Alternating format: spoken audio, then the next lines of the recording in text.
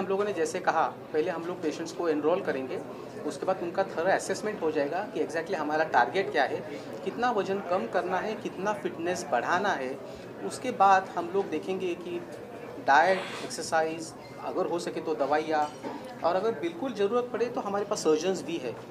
कुछ भी करके पेशेंट की सेहत अच्छी होनी है, वज़न कम करना है और फिटनेस बढ़ाना है।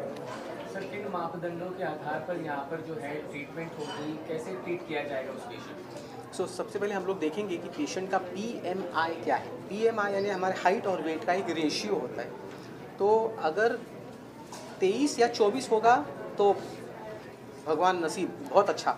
बट हम लोगों के देखेंगे तो तकरीबन 95% यहाँ के जो लोग हैं उनका BMI 25, 26, 30 के ऊपर भी हो सकता है। तो BMI अगर कम करना है तो जाहिर है या तो हाइट बढ़ाओ या तो वज़न कम करो। हाइट बढ़ाना तो पॉसिबल नहीं है, तो वज़न कम करना पड़ेगा। बिकॉज अगर BMI 28 के ऊपर गया तो बाद में घंटी बजने वाली है। हार्ट अटैक, पैरालिसिस, कैंसर जो मैंने कहे वो सब बीमारियाँ होने की दाट संभावना है।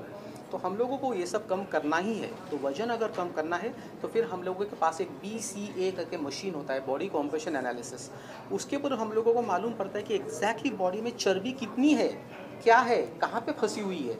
उस तरीके से फिर हम लोग हमारा ट्रीटमेंट प्लान करते हैं। तो जैसे कहा कि एक मोटापा जो है कितनी बीमारियों को आमंत्रित दे सकता है, ऐसे में जिससे जिक्र किया कि बैलेंस डाइट हो, फिर कार्डियो हो या एक्सरसाइज, मेडिटेशन, इन सब का जिक्र आप लोगों ने किया। मगर बावजूद आज हालिया में ऐसे कई केसेस हैं जिनके बावजूद जो है लोग कितने भी फिटनेस एडिक्टेड हो, इंथुजियास्ट हो, बावजूद कार्डियक अरेस्ट के शिकार हो रहे हैं, स्ट्रोक के शिकार हो रहे हैं, मगर ऐसी चीज़ें ये क्यों हो रही है? या एक तो होता है कि एक तो वजन बहुत ज़्यादा होता है, उसके बाद स्ट्रेस फैक्टर हम लोग गिनते नहीं है ना। अभी हमारे गए साल में कम से कम 10 या 12 doctors who used to run marathon किया, घर में आए, घंटी बजाई, drop dead. So physical fitness is not everything, as Richa said. यहाँ पे भी होता है ना स्ट्रेस रिलीफ। 2025 में किसको स्ट्रेस नहीं है? आपको नहीं है, मुझे नहीं है, सबको है स्ट्रेस। तो हमारा जो स्ट्रेस मैनेजमेंट है दैट इज़ वेरी इंपॉर्टेंट। और वजन कम करने के लिए not only physical exercise, mental exercises are as important. Pranayama, जो जैसे रिचा ने कहा, इसलिए तो हम लोगों ने प्रोग्राम में हमारे जो पुराना जो हमारा विजडम है, Indian wisdom, yoga, pranayama, I am giving a lot of belief on that also. Sir, मोटापन एक बीमारी है, लेकिन उसके साइड इफेक्ट बहुत सारी बीमारी उससे होती है। आपका टीबोन के बारे में क्या पता है कि बहुत सारे एक्सपर्ट आपके पास पहुंचते हैं, क्या पता है कि जनता के ये जो वजन ज़्यादा होता है, इवन 5% वजन अगर ज़्यादा होगा तो जैसे आपने कहे 66 बीमारियाँ उसके साथ जुड़ी हुई है। तो right from depression, heart attack, paralysis, kidney failure, arthritis, खास करके हम लोग देख रहे हैं पीरियड्स आजकल लेट होना, PCOD करके कंडीशन होती है जहाँ पे पिंपल्स आ सकते हैं। औरतों में बच्चे न होना, या फिर अगर बच्चे हुए तो डिलीवरी में प्रॉब्लम होना, अगर डिलीवरी अच्छी हुई तो बहुत कॉम्प्लिकेटेड डिलीवरी होना, और ये इसके बाद जो बच्चा बेचारा पैदा होता है वो भी मोटा आता है, यानी that whole vicious circle continues. तो इसलिए कहीं ना कहीं तो उसको हम लोगों को रुकाना ही है।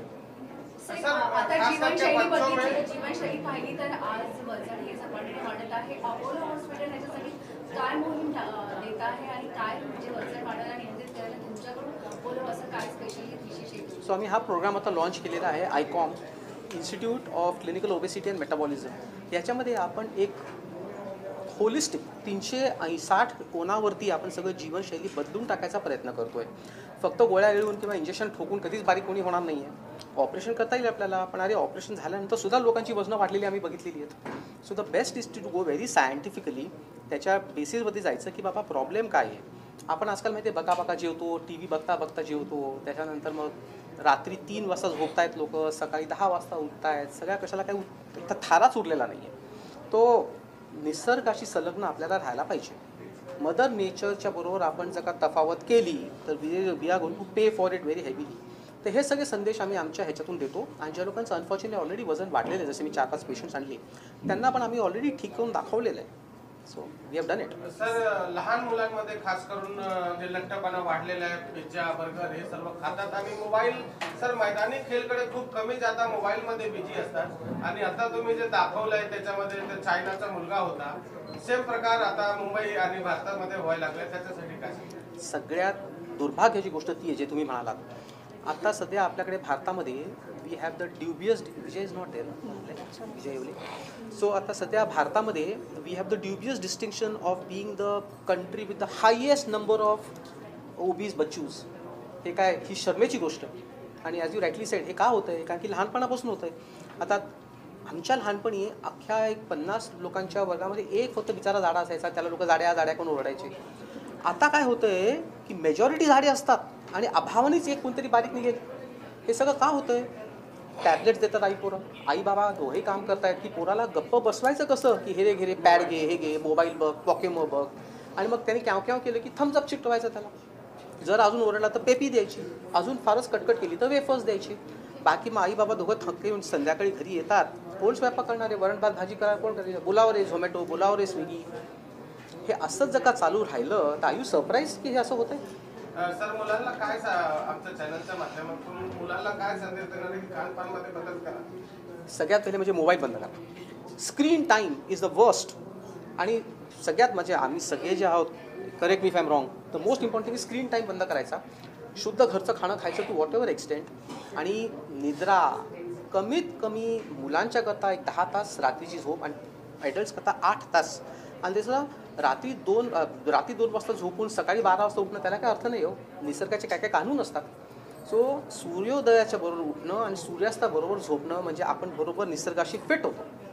एवढं करा, आपोआप सगळं तुमचं चक्र नॉर्मल येणारच येणार. जातं पुढे.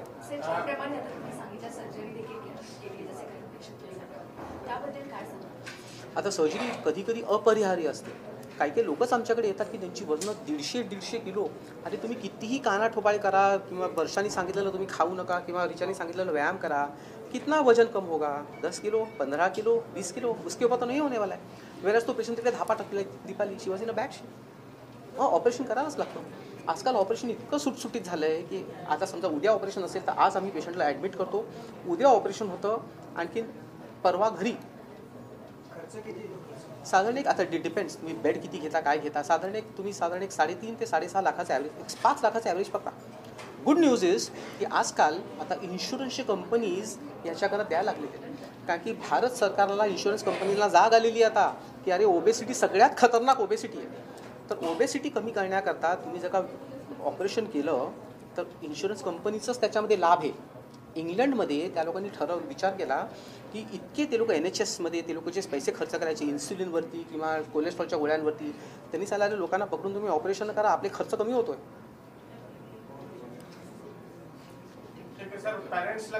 To bed early to rise makes a person healthy wealthy and wise. घरचं खाणं, स्क्रीन टाईम कमीत कमी आणि मैदानी खेळ मोस्ट इम्पॉर्टंट. हे घरी टिकीर करतात ना, जरा सगळा रास तिकडे होतो पहिले.